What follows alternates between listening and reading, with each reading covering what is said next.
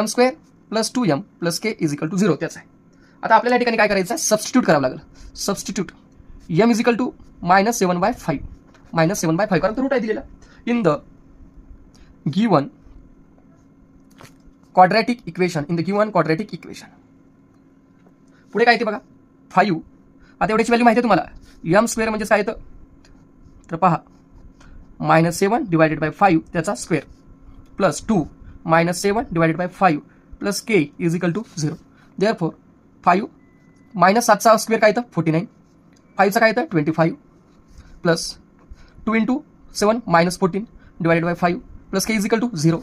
Therefore cut व्हायला 5 5 25 49/5 plus into minus 14/5 plus K is equal to काय येतं 0. दोघांचा बेस सेम आहे म्हणजे ॲडिशन 49 - 14/5 प्लस के बरोबर 0.